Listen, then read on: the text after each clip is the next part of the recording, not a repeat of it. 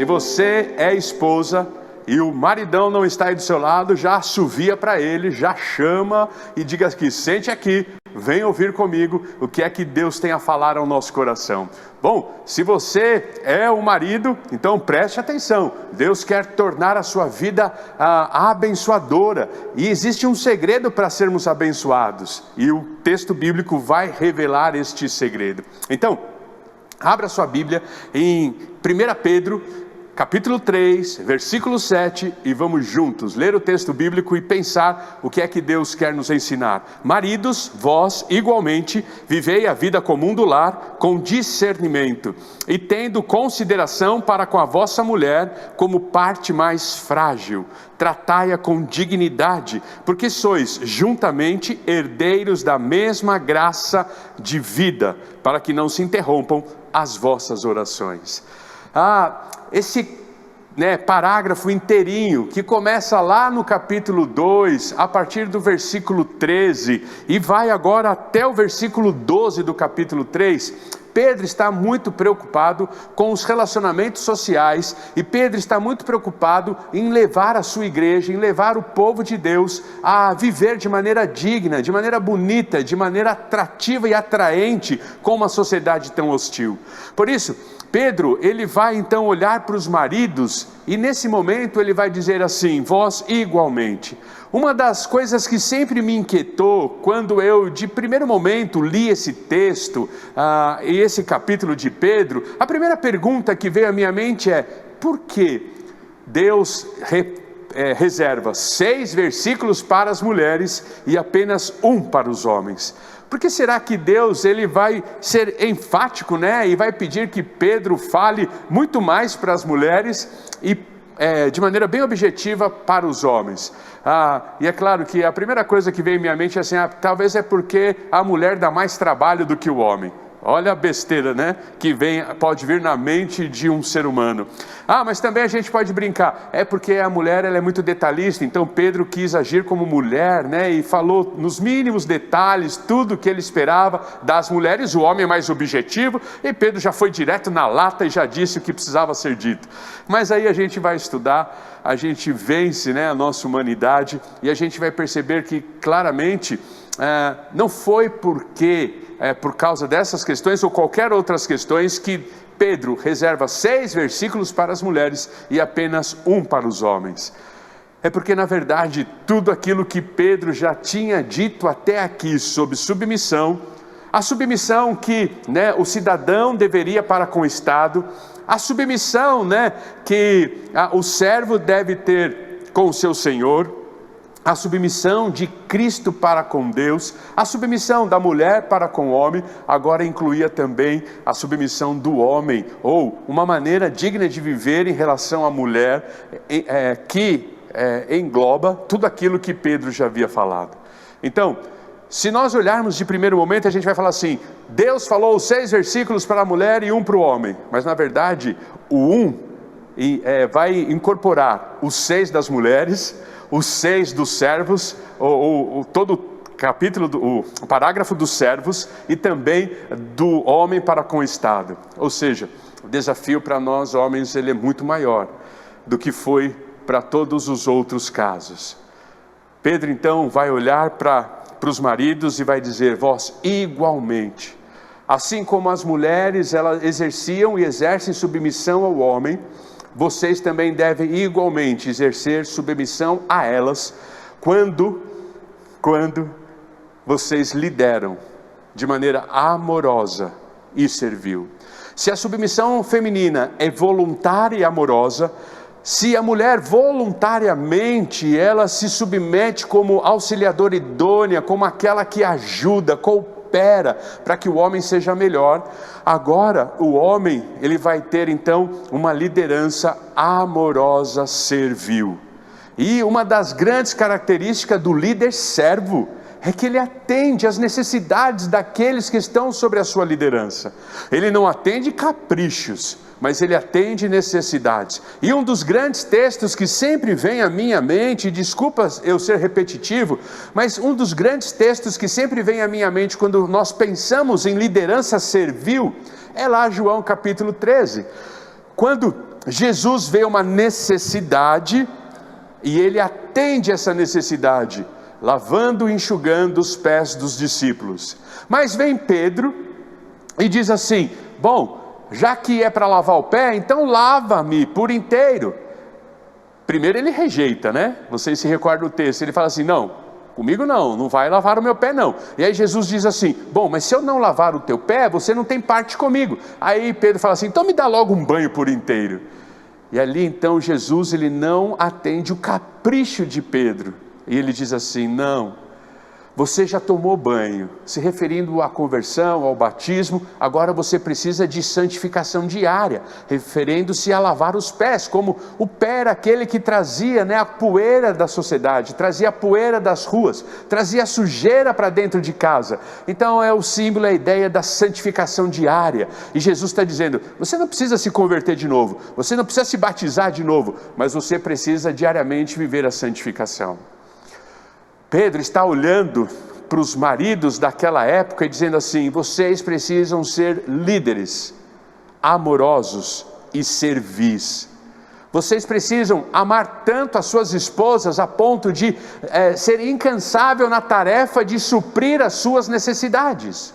E aqui é interessante porque quando nós olhamos então para esse aspecto da submissão, porque se Pedro está falando igualmente, está se referindo a tudo aquilo que ele já falou, e no passado, né, no contexto anterior, ele está falando sobre submissão. Então, uma das maneiras do homem exercer a sua submissão à mulher é liderando-a de maneira amorosa e servil. E quando esta liderança amorosa servil é estabelecida, a mulher então ela pode sentir-se amada, protegida, cuidada, provida em todas as suas necessidades. É isso que Pedro está falando. Pedro está falando: não siga o exemplo que vocês têm nas ruas de Roma, o exemplo de fazer da sua esposa um capacho, o exemplo de vocês menosprezarem, é o exemplo que vocês têm do menosprezo. Não façam isso, mas olhem amorosamente para elas e vejam, percebam, sintam as suas necessidades, e assim vocês vão supri-las de maneira eficaz. E esse texto me ajuda a pensar, e aí eu fiz isso para que você pudesse memorizar, e é como eu faço para que eu também consiga memorizar os 3 P's da liderança amorosa servil. Esse texto me ajuda a lembrar de 3 P da liderança amorosa servil. Primeiro, não existe a possibilidade de você suprir as necessidades da sua esposa, não existe a possibilidade de você suprir as necessidades do seu lar, se você não for um homem presente. Por isso o texto bíblico diz assim: maridos, vós igualmente vivei a vida comum do lar, com discernimento. A ideia é: seja inteligente, a ideia é: esteja presente, a ideia é: você tem percebido uma necessidade, que você possa suprir essa necessidade. Então, o primeiro P da liderança amorosa servil é a presença.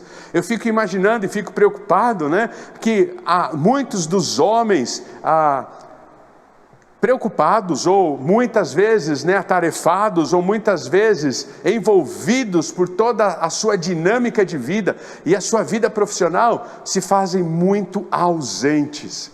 E quando a gente pensa em ausência, não dá para não lembrar do exemplo de Adão. Um dos grandes livros da história da humanidade foi exatamente este, O Silêncio de Adão. Onde estava Adão quando a serpente começou a conversar com Eva? O que é que Adão estava fazendo naquele dia? Por que ele deixou a sua esposa sozinha, conversando com a serpente? Por que ele não interviu? E quando ele teve a possibilidade de intervir, por que ele se calou? Adão errou, porque ele não teve a condição de viver a vida comum do lar, ele não desfrutou de intimidade no seu lar, ele não agiu de maneira a se colocar presente e liderando amorosamente e serviu Eva, e aí a gente sabe todo o estrago que aconteceu. E aí o pecado entra no mundo, E hoje nós estamos aqui vivendo, né, e lutando com as nossas deficiências, com as nossas vulnerabilidades, com as nossas falhas, exatamente porque um dia o homem que deveria estar ao lado da sua esposa, o homem que deveria defendê-la, o homem que deveria, né, protegê-la, o homem que deveria então prover as suas necessidades, não estava lá. É o silêncio de Adão que faz com que o pecado entre na humanidade. Muitas vezes nós falamos isso, né? O problema da humanidade é porque a mulher pecou, mas a mulher pecou porque o homem não estava ao lado dela para fazer o que ele tinha que fazer. Ele não se fez presente. E eu fico imaginando que mesmo nesse tempo, né, de home office e todo mundo dentro de casa, estar em casa não significa estar presente.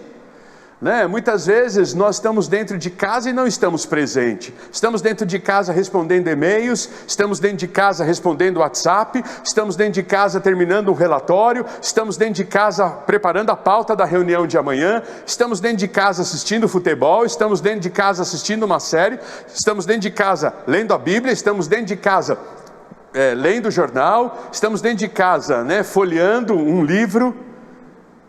E as nossas esposas continuam solitárias dentro de casa, tendo a nós dentro de casa.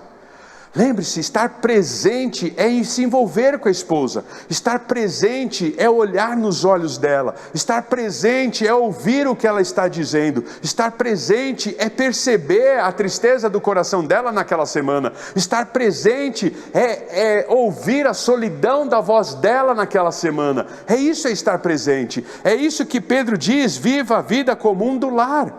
Ou seja, a ideia de comum do lar é a ideia de intimidade.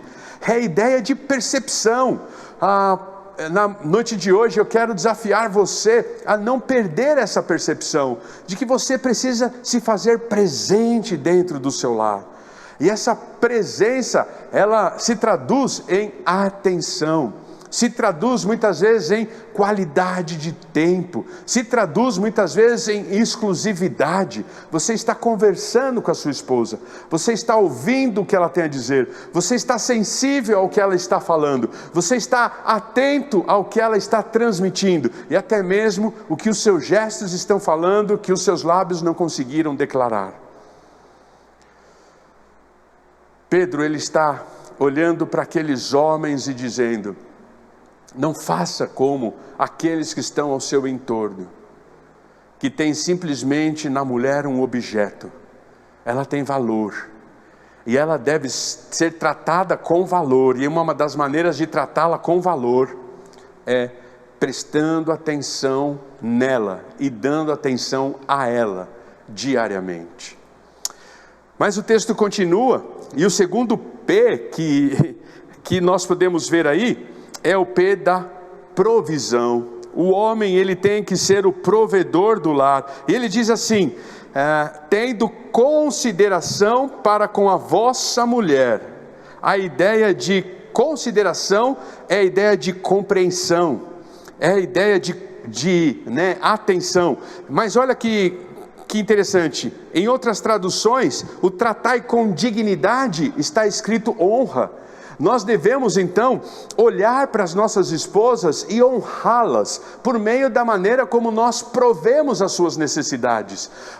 Uma maneira de honrar as nossas esposas é provendo as suas necessidades. E eu sei que para você que é homem, quando a gente fala sobre provedor, a primeira coisa que vem na sua mente é: pastor, então nesta matéria eu estou tranquilo, trabalho que nem um camelo, pago as contas de casa, coloco tudo lá o que a minha esposa precisa, meus filhos precisam, a despensa está cheia, a geladeira está cheia, eu pago o convênio, eu pago tudo que a esposa precisa e a minha família precisa, e eu sou o provedor.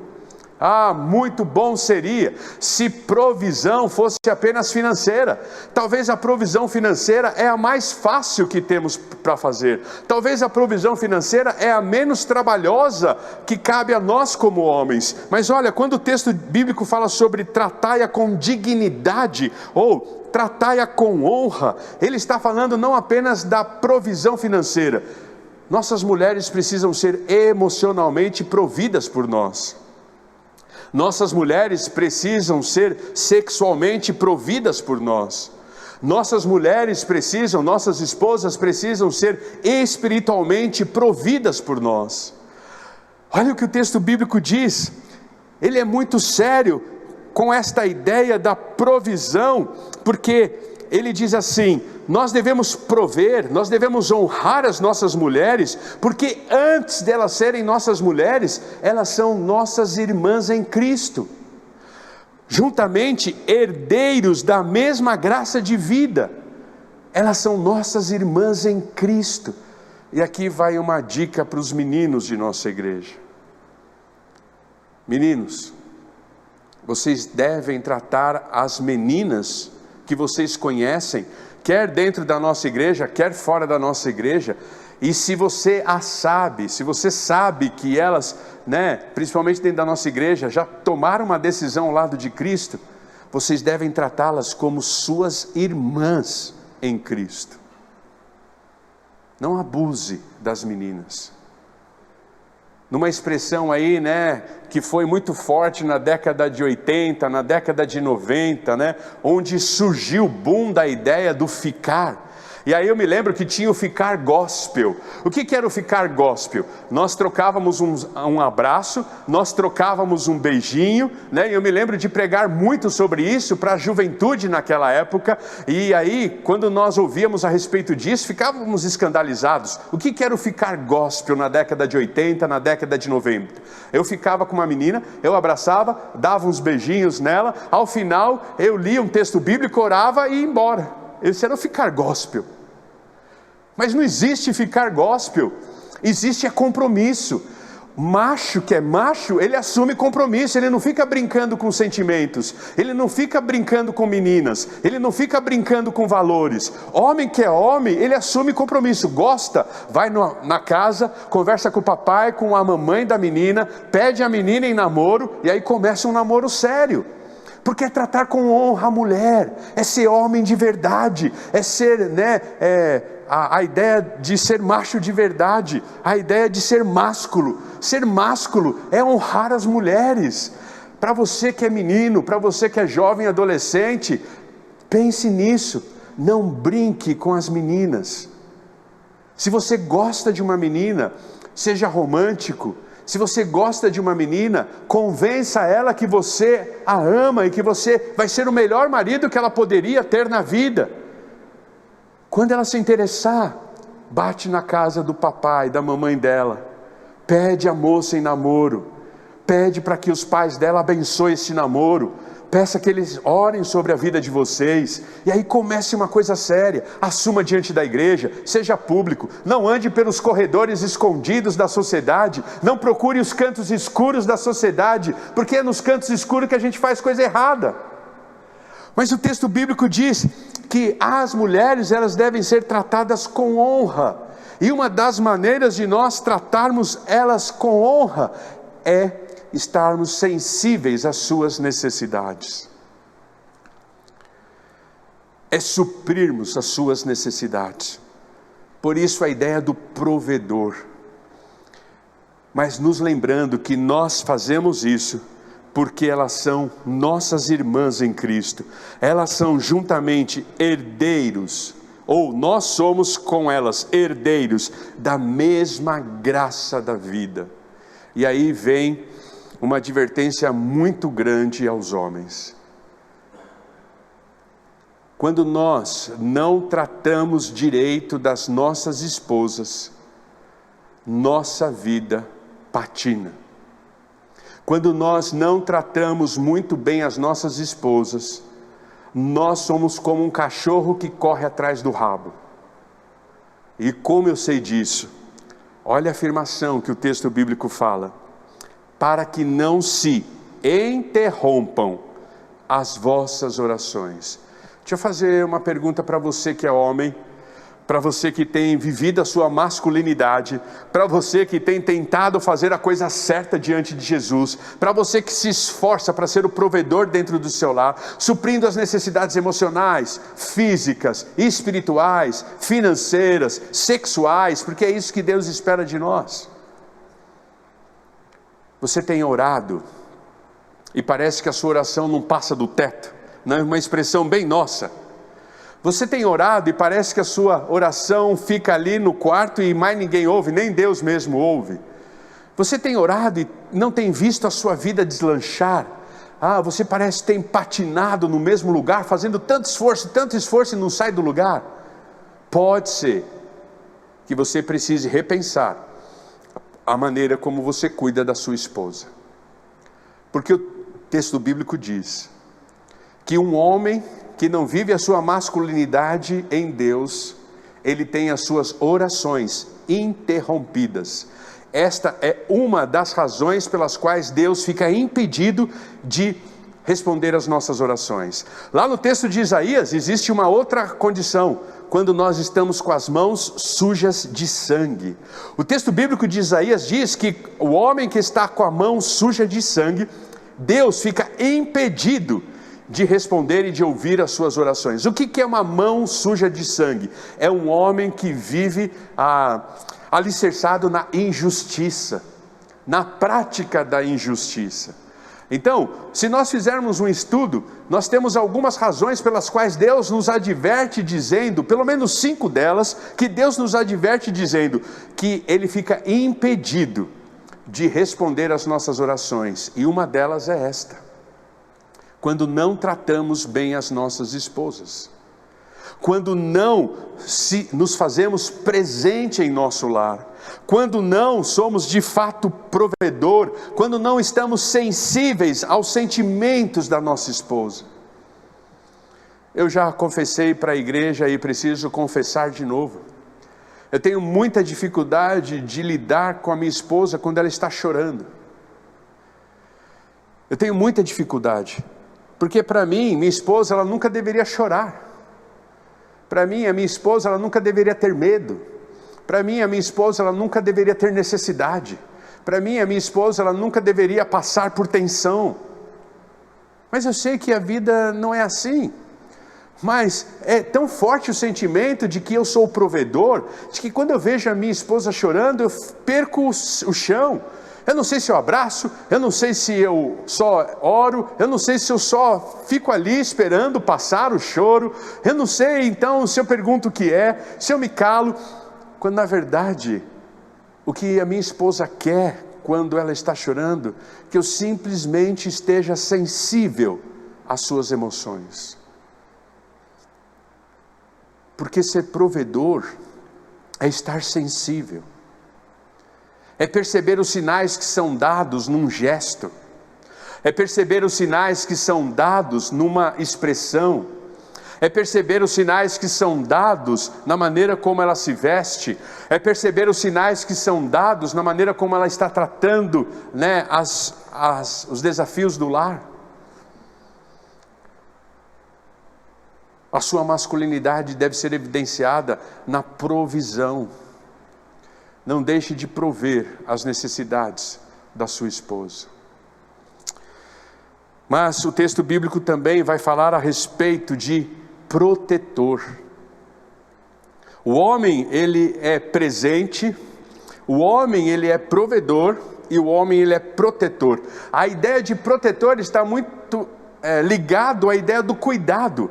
E aí o texto paralelo de Efésios capítulo 5 nos ajuda muito a entender o que é que Pedro está querendo dizer quando ele fala assim, como parte mais frágil. Nós devemos olhar para as nossas esposas e entender que elas são frágeis. E é muito difícil entender que elas são frágeis, porque quando nós olhamos para as nossas próprias vidas e olhamos a elas e as reações delas diante da vida, é como eu disse hoje pela manhã, elas são muito fortes. Você quer ver? Vê um homem com um simples resfriado e uma mulher com um resfriado. Quem é a parte mais frágil da história? Vê um homem com uma enxaqueca e vê uma mulher com uma enxaqueca. Quem é a parte mais frágil da história? Mas aqui o aspecto de fragilidade está no sentido de força física, quando ela tem uma fisiologia que a faz fisicamente mais frágil do que os homens, e por isso a ideia de cuidar, por isso a ideia de proteger, de não deixar, né, que violência física seja levantada contra ela, mas também no sentido das emoções. A ideia de fragilidade emocional, no sentido de que ela tende a ter uma tendência de se magoar mais fácil do que o homem. Talvez o homem, por causa da sua praticidade, suporta e supera algumas coisas que ele ouve e que ele vê. E talvez as mulheres, elas acabam absorvendo de uma maneira mais fácil isso e reagindo então de uma maneira mais emocional a respeito desses ataques verbais e visuais que são contra ela. Por isso o texto de Efésios, ele nos faz entender o que é cuidar. E o texto de Efésios diz assim, que aquele que ama a si mesmo, cuida do seu corpo. Aquele que ama a si mesmo, ele não deixa que o seu corpo, fique exposto. A ideia de cuidar do seu próprio corpo. Por isso Efésios diz, ame a sua esposa e cuide dela, como você cuida do seu próprio corpo. Porque o texto de Efésios diz, eu jamais vi alguém que se ama maltratar a si mesmo. Quando ele fala a respeito de vaso mais frágil, ele está falando exatamente disso. Você cuida do seu corpo? Você se protege diante dos ataques? Você mantém uma higiene sadia? Você mantém uma regularidade com o médico? Você faz os seus exames? Você demonstra que você se ama cuidando da sua saúde? E Pedro está falando, assim você deve fazer com a sua esposa. Proteja, cuide dela como o vaso mais frágil. Mas o maior desafio não é esse. O maior desafio é quando Efésios compara o amor de Cristo pela igreja. E que nós devemos amar as nossas esposas como Cristo amou a igreja. E como foi que Cristo amou a igreja? Dando a sua vida por ela. Vós, maridos, amai as vossas esposas como Cristo amou a igreja, dando a sua vida por elas. É o que o texto de Efésios capítulo 5 nos ensina. Cuidar é dar a sua vida por ela.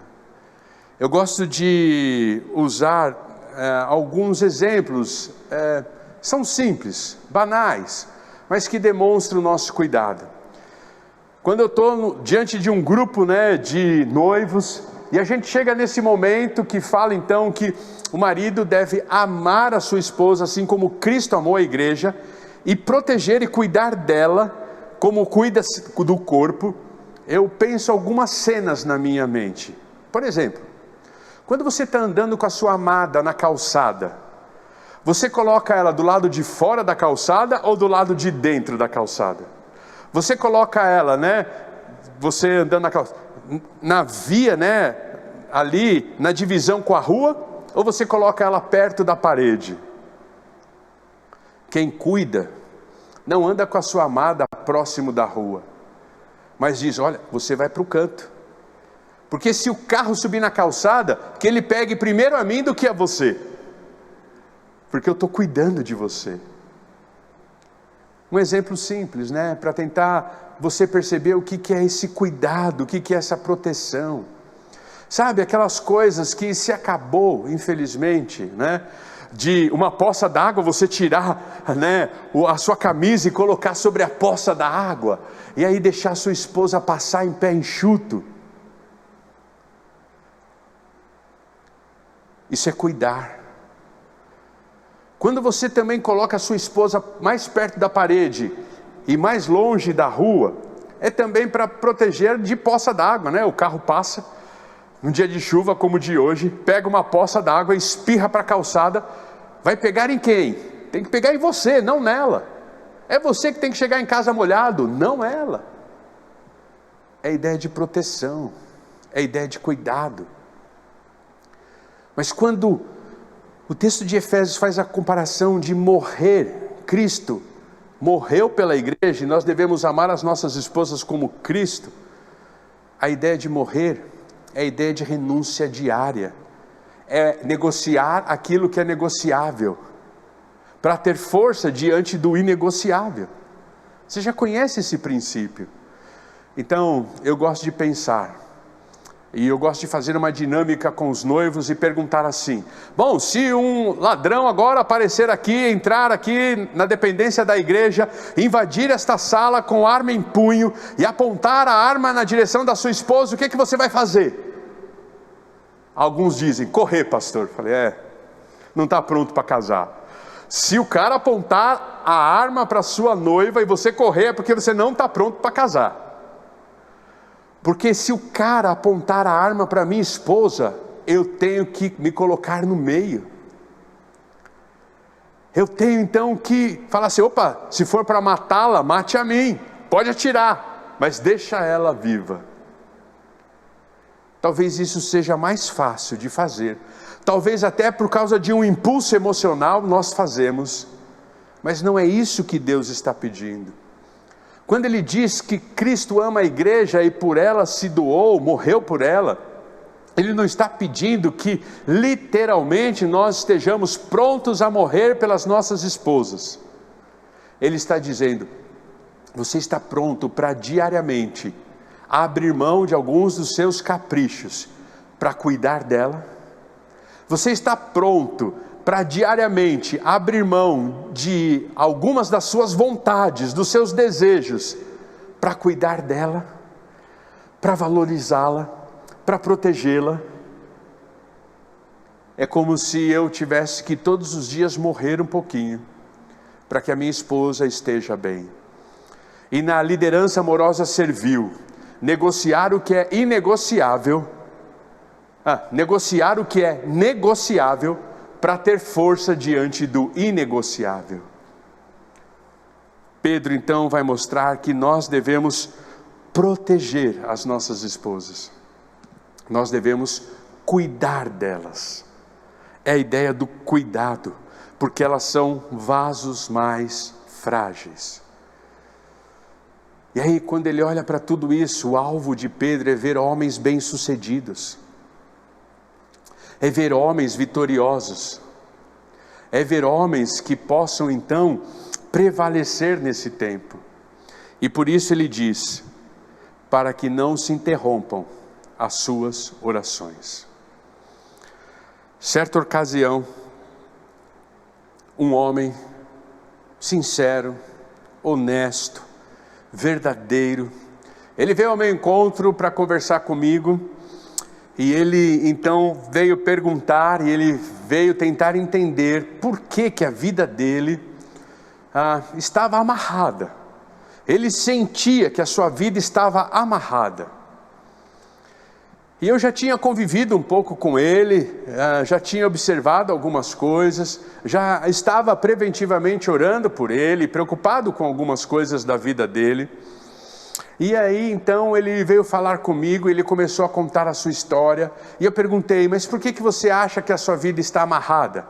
E ele começou a contar alguns fatos, na vida profissional, no seu ambiente de lar. Ele começou a falar a respeito das suas frustrações pessoais, em relação aos estudos, em relação a alguns dos projetos e sonhos que ele tinha, e enfim, uma vida normal.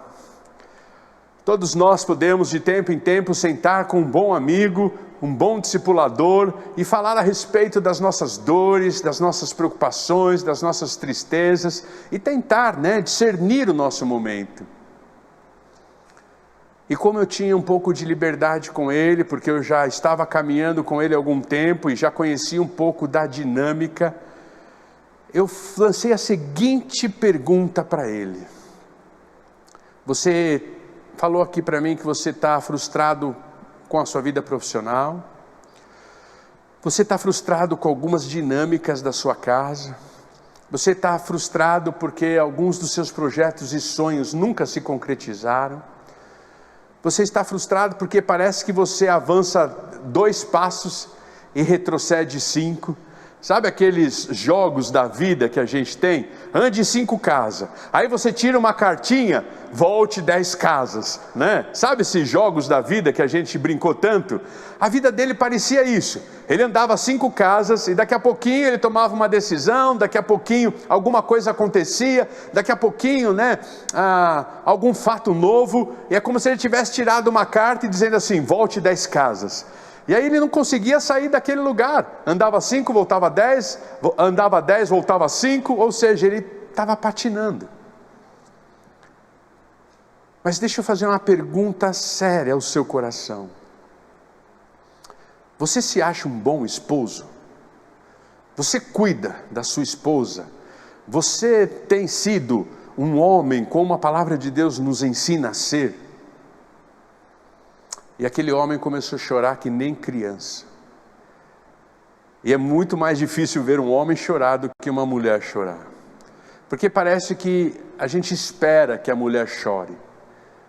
Mas a geração aí da década de 60, da década de 50, diz que se você é macho, você não pode chorar. Se você é macho, você não pode demonstrar os seus sentimentos. Se você é macho, você não pode falar das suas fraquezas. E aí vem Deus e fala que isso não é masculinidade.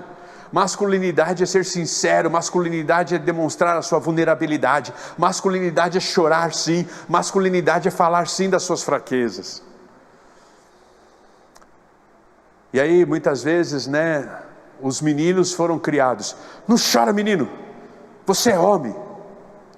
E aí vem a psicologia positiva e nos ensina, deixe as crianças evidenciarem as suas frustrações. E aí a gente naquela época dizia assim, o menino cai, não doeu, não foi nada, levanta, vamos continuar a brincar. E vem a psicologia positiva e diz assim, não pode dizer não foi nada, ele caiu, está saindo sangue, ralou, foi sim, respeite o sentimento dele. E aí a gente começa a aprender uma nova forma de masculinidade. E aí aquele homem estava chorando. E quando ele parou de chorar, ele falou assim, pastor, eu tenho vergonha do marido que eu sou. Eu tenho vergonha do marido que eu sou. E aí nós começamos a trabalhar esse aspecto. Então, talvez o segredo da sua vida esteja exatamente aí. Você quer mudar o seu jeito de ser? Você quer mudar a maneira como você lida com a sua esposa? Você quer mudar a maneira como você cuida dela? Então vamos estudar a Bíblia. E passamos a estudar a Bíblia. E passamos então a motivá-lo a ser um homem melhor para sua esposa. Mas antes de que isso acontecesse, eu peguei exatamente esse texto. E falei assim, olha o que Pedro está dizendo para os homens do primeiro século. Trate com honra a sua esposa, porque se você assim não fizer, as suas orações serão interrompidas.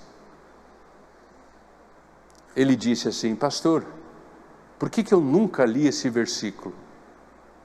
Falei, não sei, mas uma coisa eu sei, quando nós não tratamos as nossas esposas com dignidade, com honra, quando nós não nos colocamos em casa e não somos presentes na vida delas, quando nós não somos provedores, quando nós não somos protetores, nossa oração tende a não passar do teto. Deus fica impedido de responder às nossas orações. É como se Deus do altos céus dissesse assim, Fernando, eu quero tanto te abençoar, mas olha como você tem tratado a Lilian. Eu não posso fazer nada, meu filho. Aprenda, mude, né? Transforme, pare com esse procedimento. Eu quero te abençoar, meu filho, eu quero que você caminhe, eu quero que você deslanche, eu quero que você voe baixo, mas olha a maneira como você tem tratado a sua esposa. Eu estou impedido de te abençoar, porque esse é um princípio que eu estabeleci. O homem foi criado primeiro, e por ter sido criado primeiro, ele deve ser líder, e ao ser líder, ele deve ser amoroso e servil, E sendo amoroso e servil, Ele protege, Ele provê, Ele é presente. E quando nós não fazemos isto, nós estamos deixando de cumprir com o nosso papel de homem, errando o alvo, e as nossas orações são impedidas. Isso é mais ou menos parecido com a ideia de que Efésios fala sobre: pais, não provoquem a ira dos vossos filhos. Sabe quando um pai provoca a ira do filho? Quando este pai deixa o filho viver ao seu bel prazer. Quando este pai deixa o filho fazer o que ele quer, na hora que ele quer, do jeito que ele quer. Quando o pai não estabelece limites. Quando o pai não fala assim: isso não pode, filho, daqui para frente não dá. Você não deve agir assim. Quando um pai não percebe o filho, nós estamos provocando a ira dos nossos filhos. Tem muito filho rebelde, porque simplesmente ele está querendo chamar a atenção do pai, e o pai continua indiferente à rebeldia do filho, e aí então provoca a ira dele. Quando nós não lideramos os nossos lares, homens, quando nós não estabelecemos os ritmos, quando nós não nos fazemos presente, quando nós não somos provedores, quando nós não protegemos as nossas esposas, é como se nós estivéssemos provocando a ira de Deus. Se o pai pode provocar a ira do filho, o mau marido provoca a ira de Deus, e ao provocar a ira de Deus, Deus fica impedido de nos abençoar. Na noite de hoje eu quero convidar você a viver uma masculinidade sadia, a viver uma masculinidade bíblica. Tome a rédea do seu lar, querido irmão. Seja um líder amoroso e servil.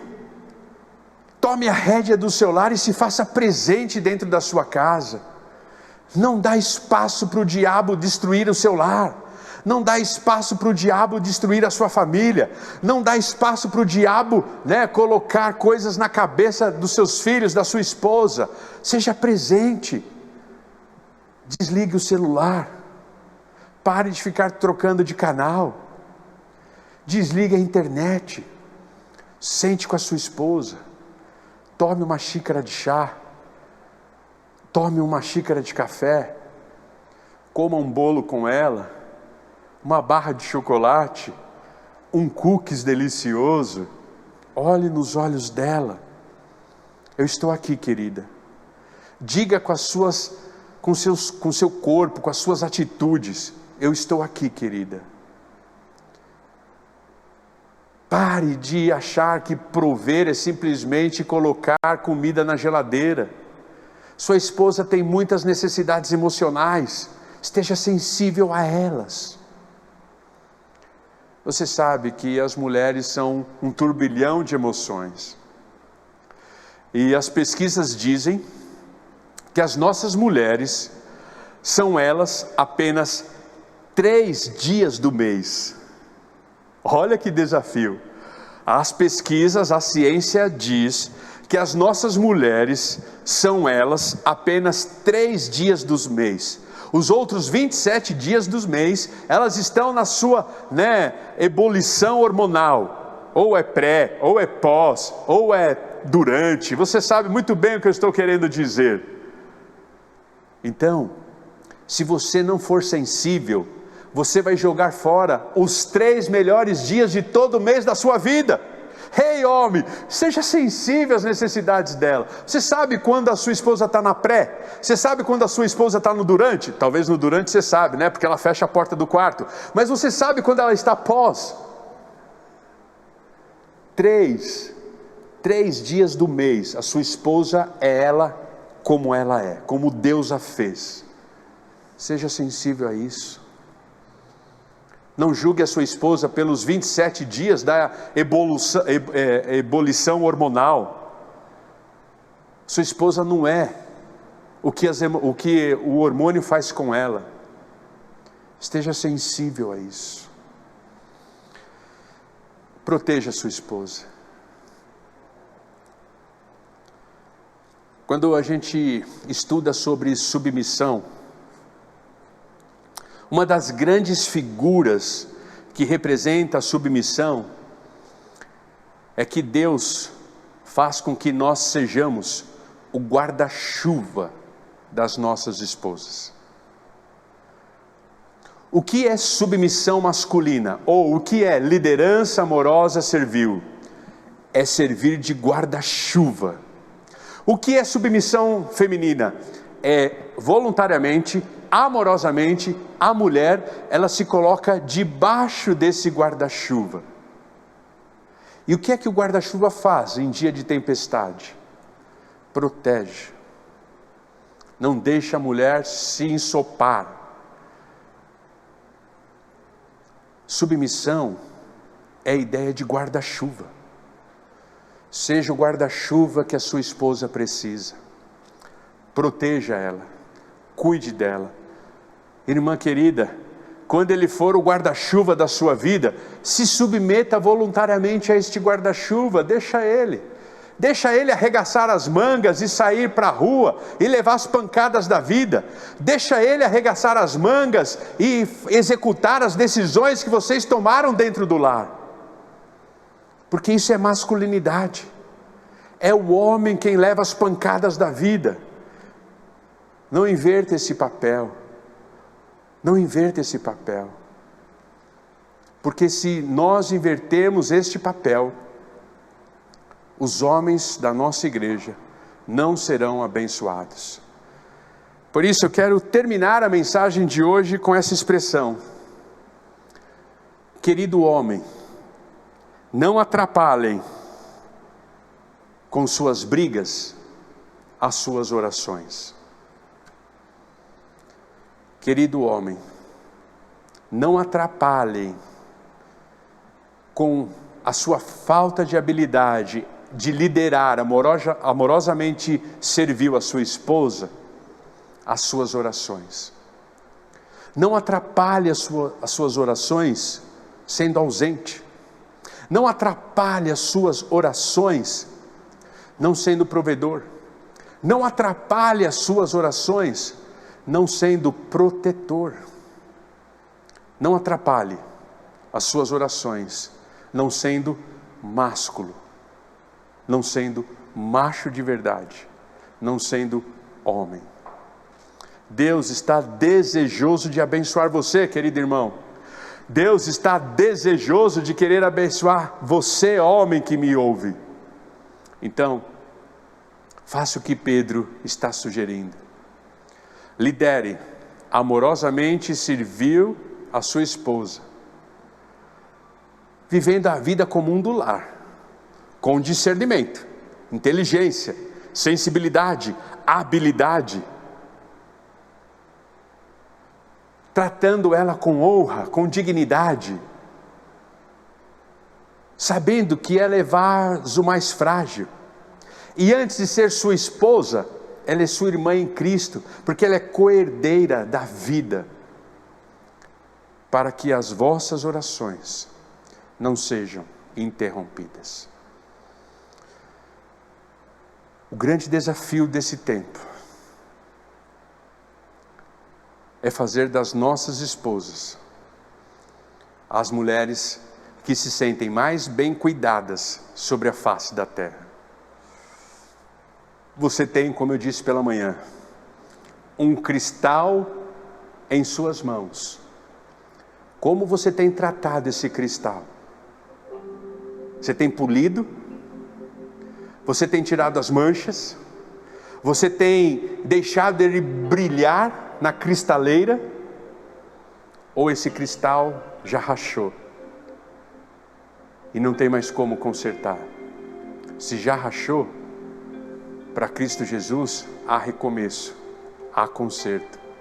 Coloque em prática o que Pedro pede àqueles homens no versículo 7, e seja bem-sucedido em sua vida.